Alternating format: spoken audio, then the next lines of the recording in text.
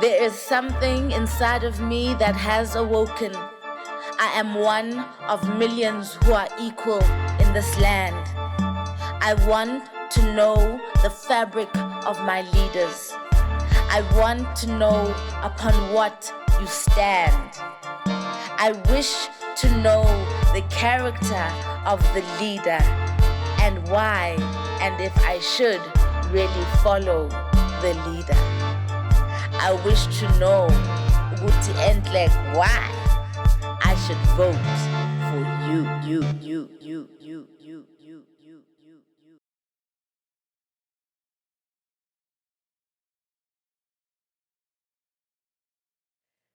Moya light, Moya bright. As promised, welcome to the Moya 2024 election special, where we promised to bring you all your leaders so that you can get to know them, get to know the fabric and the fiber of the person and the character of the person. Because we noticed that South Africans, we've got a tendency to enjoy personality politics. So if we're going to do it like that, then let's do it like that and actually get to know the people, guys, so that we're not actually just a mob.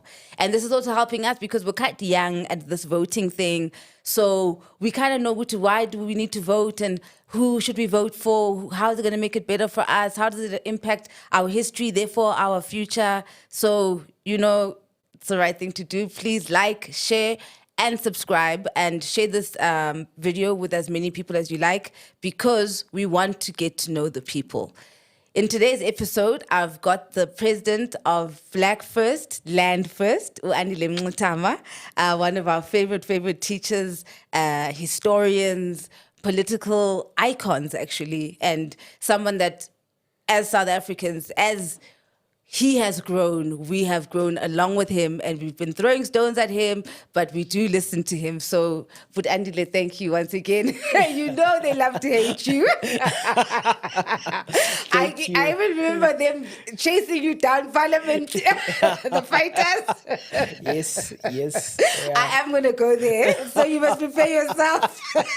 Yeah, it's a very difficult period. But, it was, and I'm sure it was. That's why I want to actually build up your story. We especially want to get into your political journey, Namhlanje. So we understand how you got groomed to be the person you are and all the political journeys you've been on. But let's start at the beginning. You grew up on a farm. So tell us how your childhood and upbringing impacted who you are. It was very clear to me, even as a young person, that there were big differences between the circumstances of black people and white people. A farm is a total institution controlled by the white man who determines your life, even death. As I grew up, I know that there were people who were murdered by white farmers with no consequences whatsoever. At least 3 people who I know of who were murdered by white farmers. One of them was basically a target practice shooting of a young black man. And you know what is ironic about it is that these white farmers in the Potchefstroom area, they belong to the AWB because Ventersdorp and Potch are very close, 45 kilometers apart. Okay. So these white farmers were groomed as AWB members. But, they turned and joined the ANC. This is the shocking thing. And through the ANC, they were now viciously evicting everyone. All the people that I grew up with on the farms are now living in squatter camps alongside Ikageng, Potchefstroom. These white farmers have kicked our people out of the land. So I could see, how they treated our people. It is an institution driven by fear and terror of the white man.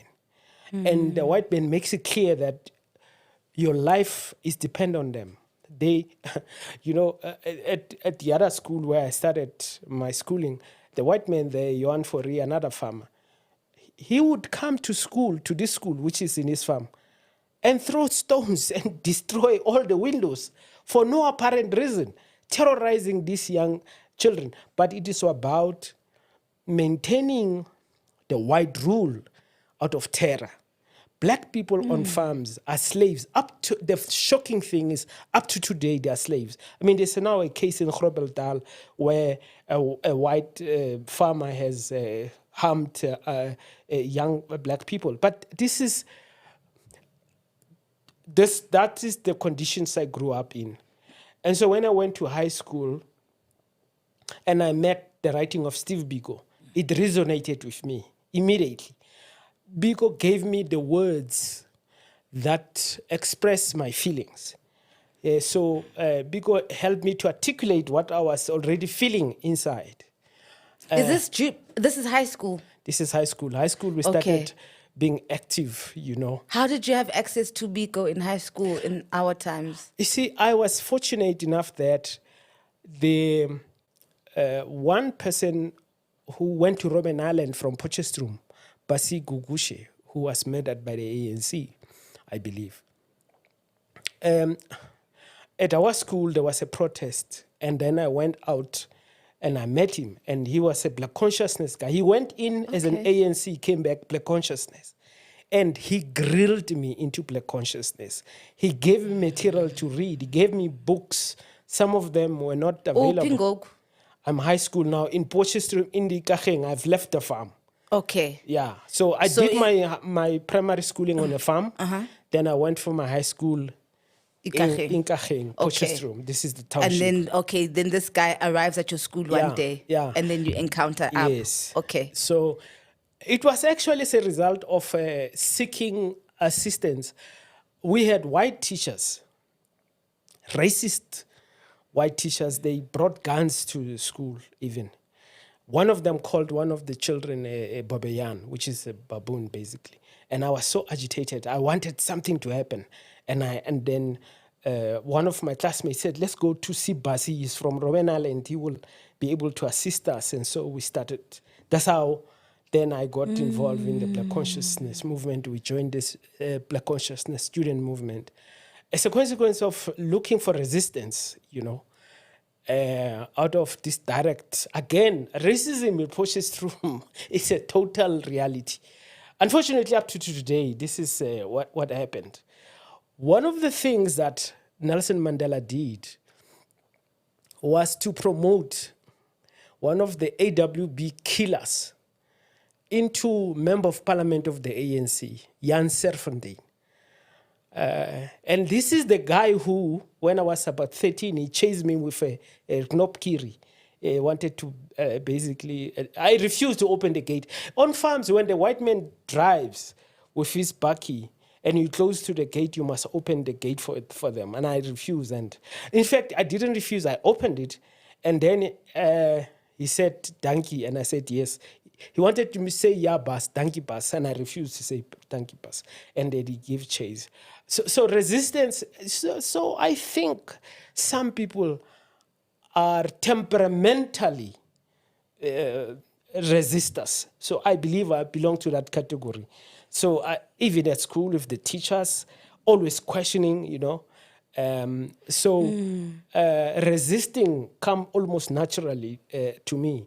But when I saw that injustice through which I grew up, it was clear when I met Steve Biko's teachings, it was, yes, that's it. This is how I have been feeling, and this is my thoughts clearly articulated by Steve Biko. And that's why I follow Steve Biko. You know, some people... Yes, your twin. Okay, so that is what shaped... And what is your politic? Like... I'm Black consciousness, essentially. And what does that mean? I need to now, you have to explain to us, the audience. You see, Biko teaches us basically that the problem in South Africa is white racism. And the answer to this is Black solidarity, which must be in a confrontation with white racism to bring about a new order. So my politics is always trying to find ways in which we maximize the Black solidarity aspect of our resistance. That's why I've joined movements which promising to create this Black resistance part, to interfere, to disrupt, to destroy the white agenda. And today we'll talk about, again, what I think MK represent in a sense. Because until black people understand that politics is about power and group power, white people excluded us from the political system so that they can create a group power for themselves, so that they can legally, they went to parliament, it was a white parliament, they made laws to serve their interests against us. So that is group politics. We have to counter that with the one thing that God gave us, two things, is the wealth in this country and the numerical strength that black people have. You know, this is the most powerful weapon we have in our hands, our numerical strength. Black Americans don't, they are a minority, they'll never reach the possibility where they can govern against the white power. We have this. And white people have been so clever from the homeland system, dividing us in terms of our language groups, always trying to create minorities out of the black majority. Now they are doing this through political party systems. They are funding multiple political parties to make sure that we do not use our group advantage to bring about the change that will serve us as a group. That is the most clever thing that they've done in the past 30 years of the ANC rule. Even the ANC itself, it has been, we, as Pan-Africanists and black consciousness, we know we've criticized the ANC from back then when they adopted the Freedom Charter, giving land to white people, Sobukwe leaving the ANC, Biko refusing to join the ANC, forming his own movement precisely because of the weaknesses of the ANC when it does confront whiteness. The ANC has been captured. You know, but the shocking thing is this. The ANC was formed as a blacks-only movement. But it surrendered to whiteness. By 1955, it was formed, as you know, 1912. By 1955, it surrenders to whiteness. That is why it adopts the Freedom Charter. White people infiltrated and controlled the ANC's thinking. That is why at the negotiation table, it was so easy to run rings around it, making it surrender land and putting it in the constitution that when we want our land back, we must buy it. This is the ANC thinking of 1955. It's white thought. Because, of course, we know that he goes against that project. But as I will indicate, by the time that Biko get captured where they come from, Cape Town, Biko was working so hard to unite the liberation movement. And that I'm trying to explain my own political moves. When I see a resistant point, my temperament is to bolster that resistant moment to give us a chance to fight white power. And that is how I have been. As we say, I have no fidelity to the structure. I have a commitment to the idea. So structures must be used and abandoned as circumstances arise to give us the possibility to create bigger forces to confront white power. The constant political identity for me is destroying white power. Is this thing that I'm joining now geared towards destroying white power? If it is yes, then I join and we work through that. Of course, selling out is always there. Then there's a setback. Then we must start all over again. And I'm a big believer of starting all over again and again and again, because I think at some point there will be sufficient wave which will engulf white power and we will get the liberation that we need. But yeah, that's where I come from. What does liberation look like when you say that liberation we need? What is it? For me, is when black people understand that they own this country. And not just as citizens, but as beneficiaries of the wealth that God has given us. It is a sin. It's a serious sin, I think, that we have black poverty in this country. we have some of the most mineral deposit on earth, from platinum to gold to all that, including, my argument around coal, that we have so much coal that no one should be paying for electricity in South Africa for a household consumption. We shouldn't.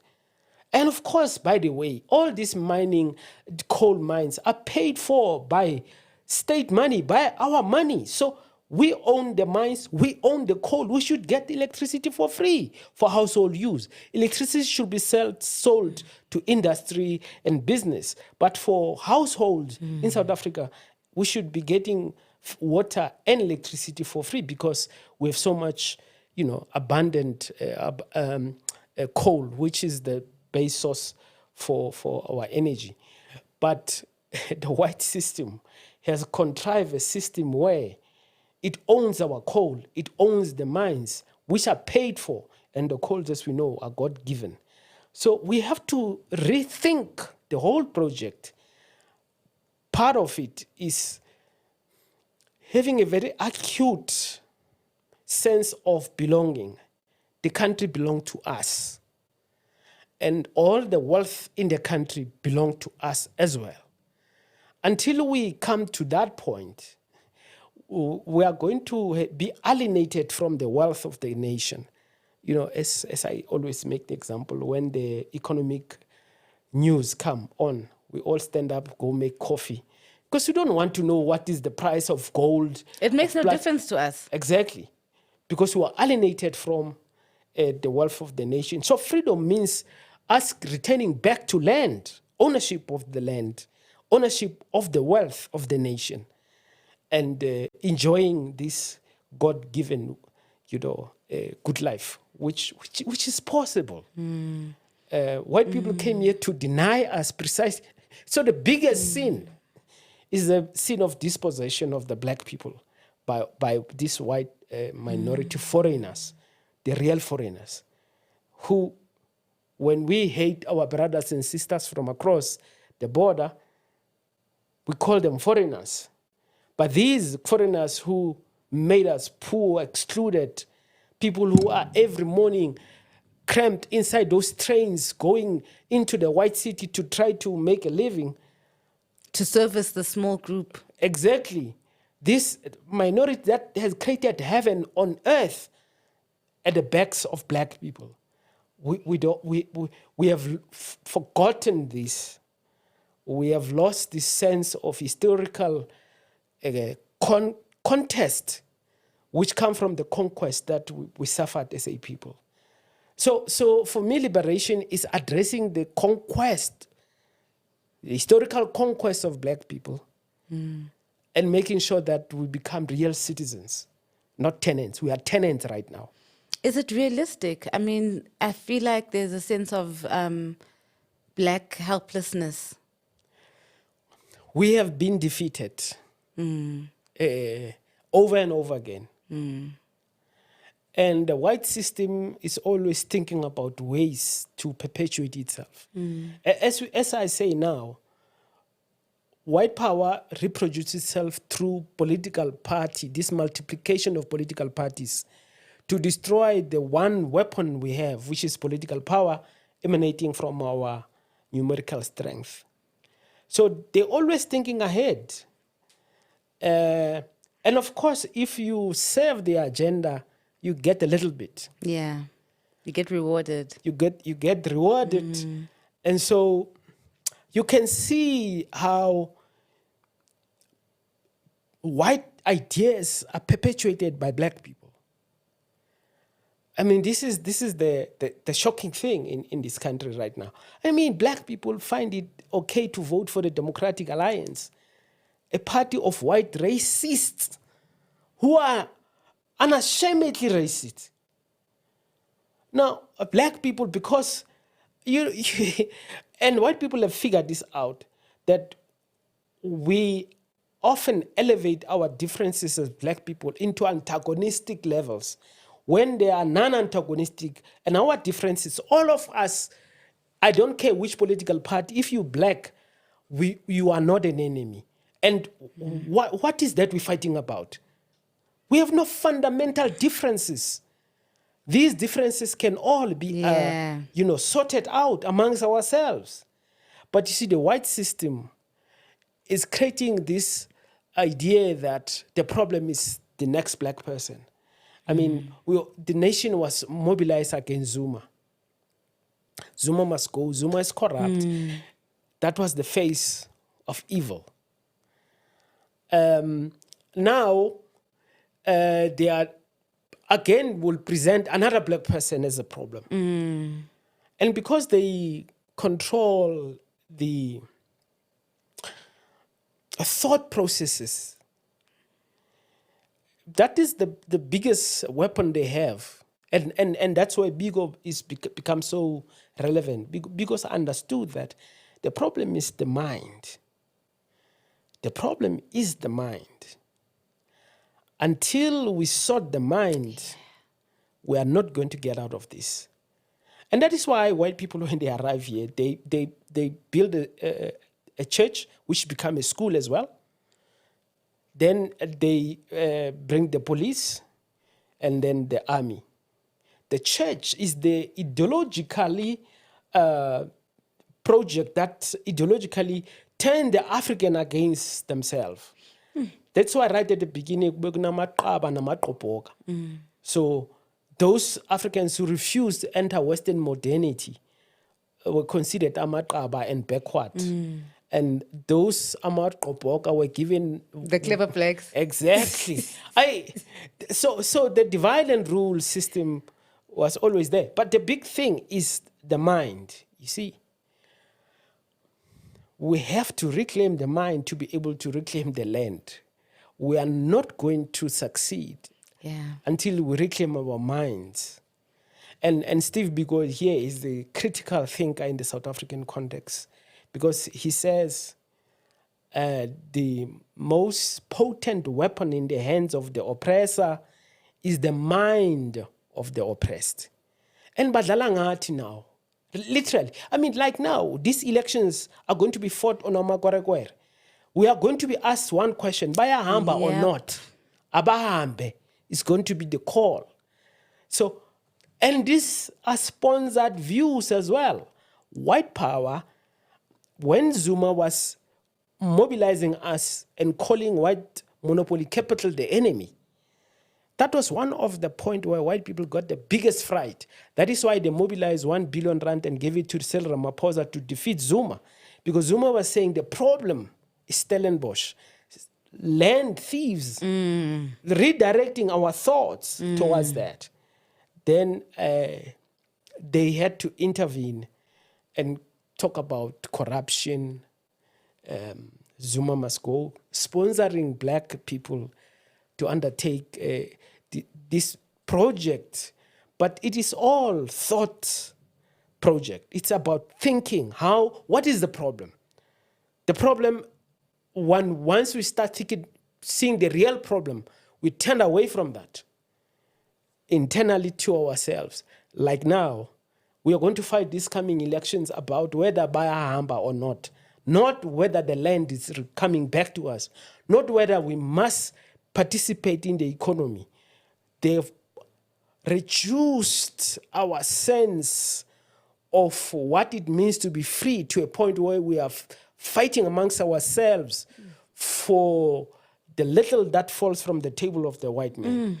So we are fighting there at the bottom, and they are fueling that battle to make sure that we never raise our gaze to see the real problem. The real foreigners. The real foreigners. I mean, black people have accepted white people as citizens here, despite the fact that all our problems are created by white people. Every single one of them, including the brothers and sisters who are going to be fighting in the township over the weekend, they are put in that position by the white man. Yeah, poverty. Exactly. I mean, if in between me and you, if this water is taken away, we put here for 5 days, and they bring a little bit of water, we're going to fight over that. Yeah. So Steve Biko again was very, very clear about what is the source of the strife in the black community. And of course, pushing black love to try to ameliorate this strife which is created by the white system, where we kill each other, where we hate each other, where we even have petty oppressions amongst ourselves. All these are systems created to keep ourselves busy with each other while the real enemy is out of the picture. So now we were at high school. So what happens in university? Now give us how your political journey now starts and where you go. And So when I got to university, I obviously joined AZASCO, which is the student movement of Azapo. So still in the Black consciousness family. But I also dabbled in anarchist politics. Of course, the anarchists were white kids, spoiled brats, but I like the fact that they were anti-establishment. You know, when we had the strike once, one of the friends of Professor Pandel Bari, now is a professor at Wits, he was a big anarchist. One of these scrawny white guy, he had a piece of iron rod, and he was just breaking glass across the university as part of resistance. You know, I don't know what happened to him, but the anti-establishment sentiment, which come from the anarchist group, was also something that I found attractive. Not only that, they are questioning of authority, questioning of even political system, the way they organize in a hierarchical forms. So questioning of power essentially has been my kind of political process. Then when I left university, we started the Landless People's Movement. Okay. Going back to the land question, you know, so land was followed me all the time. Through that, we were trying to organize the restitution claimants, people who have put a claim through the ANC government's process, who lost land after 1913. Of course, black people by 1913 had lost almost all the land, but the ANC program says if you lost land after 1913, so the majority of the land has to be returned through buying it from willing sellers. White people, when they are willing, and it is in the Constitution. I mean, this Constitution is a big sellout document. We keep saying, who wrote sorry to cut you, who wrote the Constitution? I know. I mean, that question, a very good judge in Cape Town asked me to ask that question, who wrote the Constitution? Who drafted the Constitution? So we are all glorifying this document, which we don't know who authored it. Just like the Freedom Charter. Just like the Freedom Charter. You know, the Jews in the ANC basically put that document together. And To protect their interests. Absolutely. So our constitution is anti-black as it is. And that is one of the things that we're going to try to push hard with the Umkhonto weSizwe Party to say we need to rewrite the South African constitution. We need a pro-black constitution that reflects the black majority view. Because this is a foreign constitution. It entrenches apartheid and colonialism. Because without land, what are you? And of course, you know, the ownership of land is shocking because it's even about 2% of the white population that owns all that land. But it creates institutions, it creates wealth, it creates identities. White people who have no affinity, direct relation to land will defend white people who have the land. Yeah. Because it is an identity-based thought process which emanates from land ownership. They consider themselves the ruling class, and they are the ruling class of South Africa because they own the country. We are tenants. And that is why that parliament is so useless, because that black majority there, they failed to make a law to return the land. The biggest failure and disappointment is the black people in parliament who are failing to use their majority to return land to its rightful owners and the economy and to end racism. Guten besoyika when the land issue comes up in parliament. Because you can see a very real fear, especially with ANC, where it's like, do not touch that topic. Of course, the ANC, historically, at least after 1955, it has been conscientized against confronting whiteness. So it become a group that accepts white power. And so when you raise the land question, you're threatening white power. And the ANC's body language is one of avoidance of that confrontation. You know, President Zuma called for political parties to unite. When he was still president, he called for political parties to unite to address the land question. And I'll always raise this issue that it was Thabo Mbeki who wrote a 30-page document to say Zuma is being anti-ANC because the ANC does not call for blacks. It is an unracial party. It must always consider white interest. And therefore, Zuma is being anti-ANC for calling for black unity to address the land question. You know, my first reaction was to say, Mbeki is talking nonsense and so on. But when I reflected on the political identity and ideology of the ANC, I said he's right. The ANC does not strive for black unity to advance black interest. So Mbeki is right. Zuma is wrong. Zuma is not being ANC by saying blacks must unite to address the land question. He is the old pre-1955 ANC, which was a blacks-only ANC, which was formed to confront the land question. But since 1955, the ANC became lactified. You know, Fanon talked about lactification of the mind, becoming white. It was being whitened. The ANC DNA is whitened. And Mbeki is correct to go against Zuma's call for black unity because that is not ANC. ANC is about non-racialism. You must always consider your white comrades' feelings, needs, and so on. And so when you call for black unity, you're going against the ANC. I have had the privilege of interfacing with President Zuma a number of times.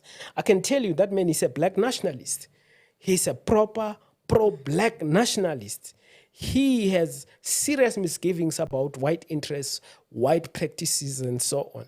And so that gives me comfort that joining MK, working with them, provide us with another pole through which you can create pro-black politics. Before we get there, let's go back to Landless because I need to build up. Yeah. MK is now. Yeah. We're building the man up now. Yeah. So you are now in varsity and it's Landless movement. Yes. When I left university, we started the Landless People's Movement. And our movement, because I worked in an NGO when I left university, an NGO that worked with landless people, worked with farm workers, labor tenants. So we were already trying to stop evictions and all that goes with that. And through this NGO, we built a national movement, the Landless People's Movement, as I say. But I then realized that civil movements, NGOs, are not addressing the political question. The land question is a political question. Land was taken from us by a political process, which gave effect to our, of course, military defeat. We were a defeated group, but white people still had to give legitimacy to their conquest through a political process. And that is why they sat in parliament and said, 87% of the land belonged to them. And they put it into a law. And they forced us into 13% of the land in the homelands where some of our brothers, like Prince, my friend, is saying that we are lazy, we should work that land. And some of that poor land, overgrazed, and so on. So 13%, I mean, white people come here, they decide to give us 13% of our land, and they put it into law in parliament. They voted for this. So that is why I'm arguing that it's a serious dereliction of duty on the part of the black political leadership that we are failing to use our majority position to simply to reverse these. We are not even talking about reparations for colonialism. We're not talking about reparations for genocide. Because when they arrived here, they genocided our people, physically and culturally. We were de-Africanized as a consequence of, our oppression and our alienation from land. The majority of black people have no relationship to land. So sad. Precisely because we had alienated from that land. Even our African practices, suffer from landlessness. And this has created massive identity crises for our people. And as long as we have these kind of crises, whether it's the household crisis of survival, a crisis of relationship between black men and black women, a crisis of general life, which are created by the white system. If we have no idea about how this crisis come about and who sustains it, we are going to remain in this 500 years from now, people will be discussing this issue as we're discussing it now between me and you. I can't see 500 years, black people, I can't see us out unless we seriously, fundamentally change how we see the world, we reclaim our minds and our souls. Just like Steve Biko's main point was, we are going to continue to fight amongst ourselves, hate each other, and the white system is perpetuated under black rule. You see, Going back to slavery is what you're saying. Absolutely. I mean, this is a modern day slavery. How we live as black people. We survive on 350 rand a month. Who does that? Who even thought that 350 rand Is enough? That some black people sat in parliament and actually made a law that says black people can live on 350 rand. It also just shows you that the white system has created blacks who can't think black. And these blacks are the ones who are running the system of government, parliament, government, and so on. If you thought black, you'd have thought, I can't survive on 350 rand. So why should any household survive on that? But see, we are not thinking from the perspective of the black majority. The black leadership is delinked from the black majority. It is bought itself into whiteness. So we can argue, therefore, that our leaders are whitened. That's why they can't think black and see black suffering for what it is. So after the Landless People's Movement, where do you go from there? We then formed the September National Imbizo, where we were beginning to say politics is important. The September National Imbizo put Sobukwe, Biko, and OR Tambo in the same category because we're raising the issue of the project of uniting black people is critical. And so the September National Imbizo used these three figures as the unifying symbols to try to build a movement for black people again. So you see, we're always trying to create moments where we can unify black people at the highest possible point. But the legacy of the September National Imbizo is Thomas Sankara. We then forged a document called the Sankara Oath. And that document guided the political practice. And it said that just like Thomas Sankara in Burkina Faso, and people have to really, really study Thomas Sankara, he is the best revolutionary leader who, unlike Biko and Sobukwe, managed to get into political power and then use the state to solve the problems of the people of Burkina Faso. You know, that man, he did not give himself a high salary. He did not, he sold all the Mercedes-Benzes of the government before him, and he made a Peugeot, the government vehicle. And not only that, he was on his motorbike, you know, and cycling. And he said he doesn't even want, it's West Africa, imagine, he can't get an air conditioner until all Burkina Faso people have an air condition. He solved the problems of people through mobilizing the people. They dealt with food insecurity within 5 years. That is Thomas Sankara. And then we brought his idea through the September National Imbizo. We said that by law, all elected members of parliament and senior government officials must use public services, specifically the hospital. Because we said that this is the only way we can raise the quality of services. If these people, and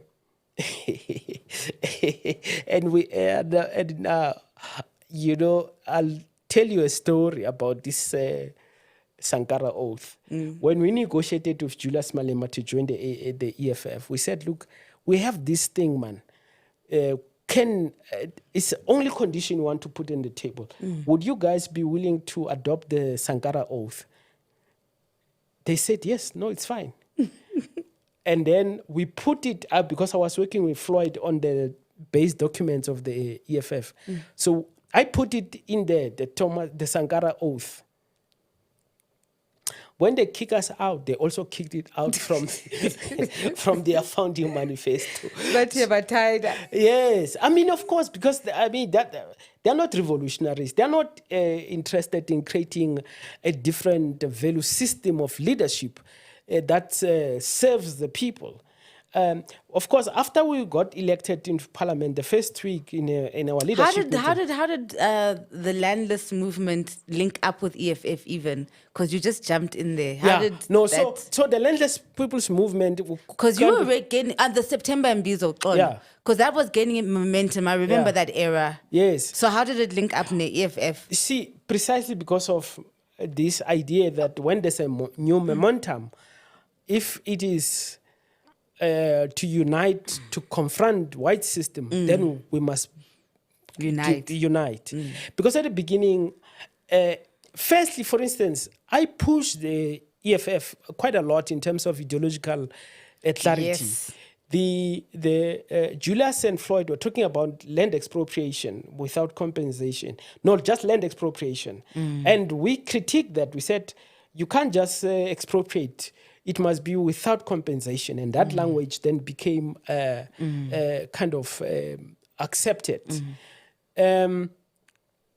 So when EFF started, we believe as September National Imbizo that this is an energy point where all revolutionary young people are going to gravitate towards. And we must interface with them at that level and get involved in developing revolutionary politics for the thing. So that is why we spend so much time in the development of policies, because we wanted to lock them in. I mean, we knew that Julius is a neo-colonialist. He's an accumulating guy. He's a guy of good life. He's the kind of person that Fanon warns us about, this conspicuous consumption. I mean, he has watches of close to 1 million. I mean, so we understood that, but we understood also that the young people were gravitating towards that, and revolutionary young people who are impatient, want change. So that is the revolutionary moment which we needed to see if we can't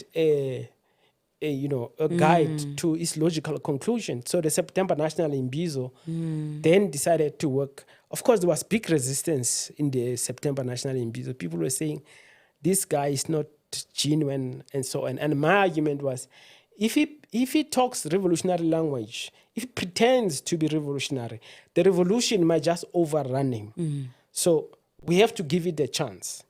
And that's what happened. Of course, we were kicked out within a year. How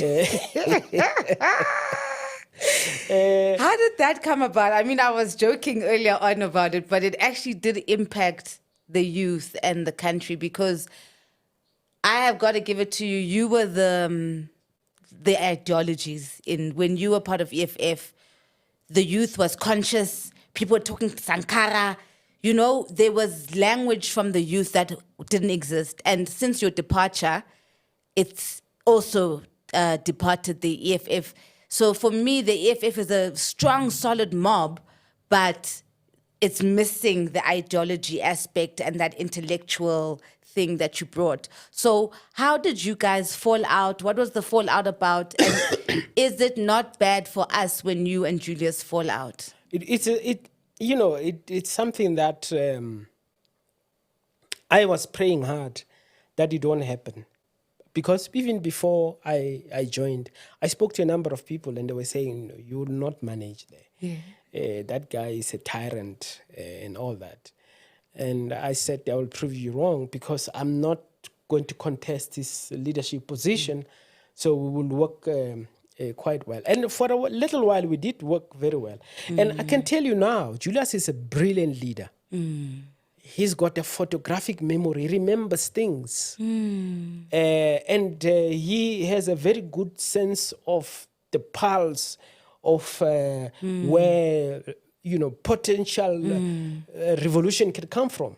He's gifted. He's a smart guy. He's absolutely smart. Yeah. And when I worked with him, he does respect me. So we had a very productive working relationship. But the problem became ideological. So, for instance, there were about 17 members of Global Capital who came to South Africa to see EFF. I was excluded from that meeting. So it was like, the first kind of, okay, I'm part of leadership. Yes. So we don't know even what was discussed in that meeting, but it was reported. It was reported that Global Capital is here to see Julius, because Global Capital was trying to safeguard its interests in the event that EFF becomes bigger than it became. So they needed to lock its leadership into a process where they can control it. So when he went to... Then, of course, he was preparing to go see white people in Stellenbosch, white farmers, where he told them, it is there, he told them that EFF does not want productive land. He guaranteed to white farmers that EFF does not want productive land.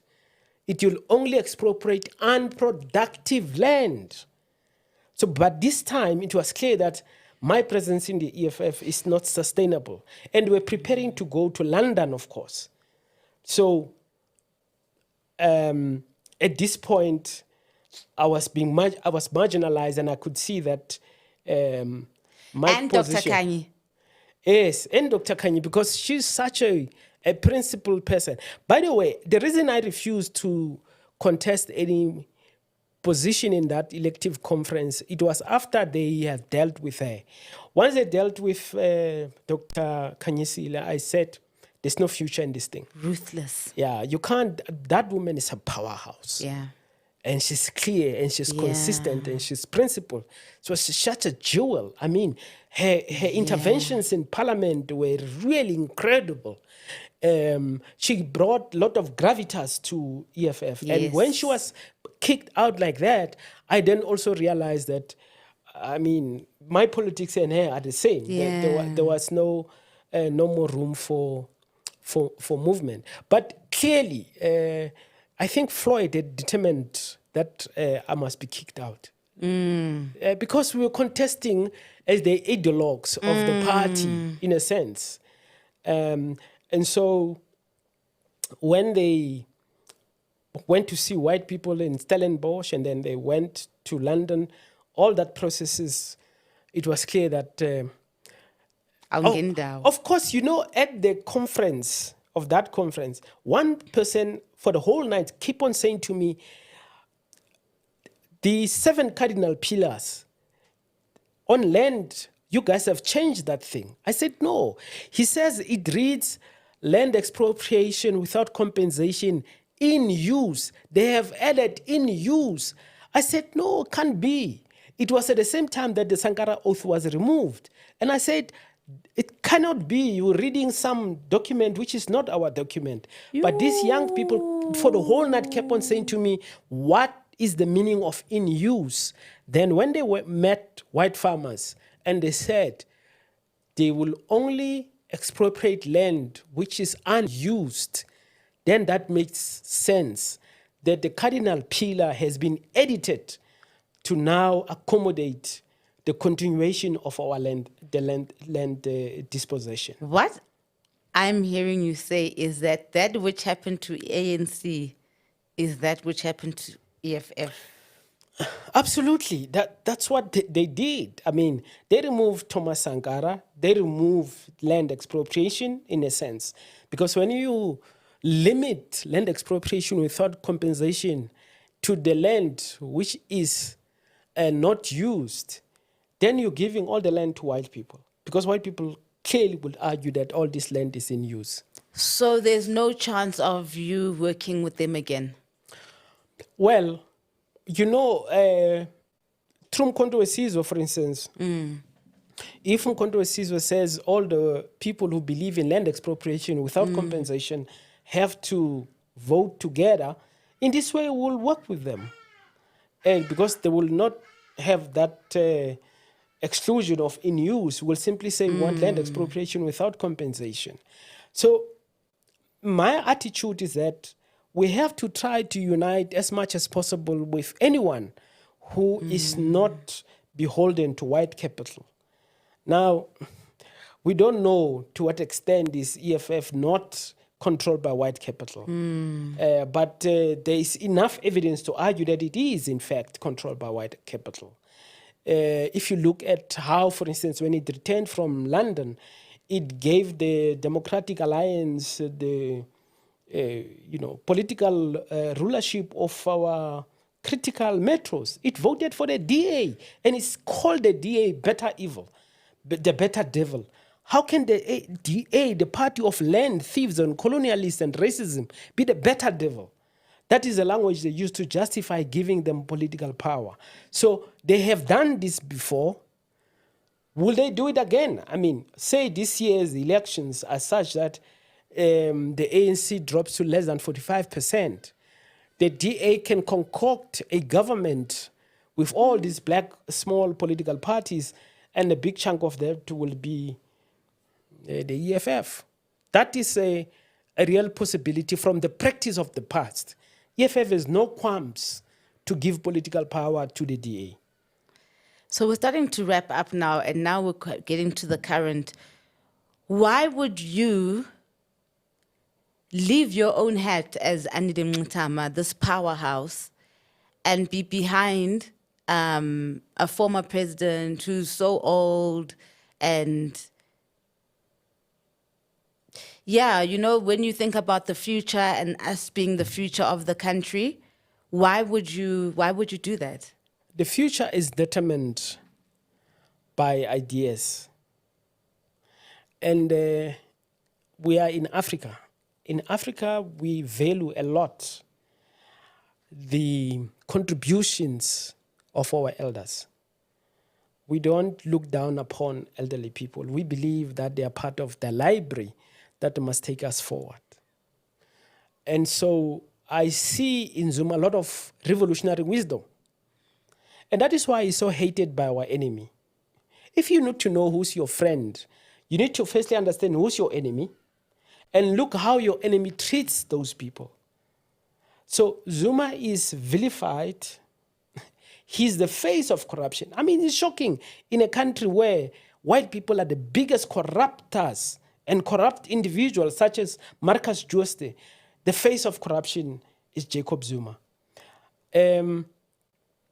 So I believe, again, that Umkhonto weSizwe is an energy point which can create a serious possibility for a motion forward.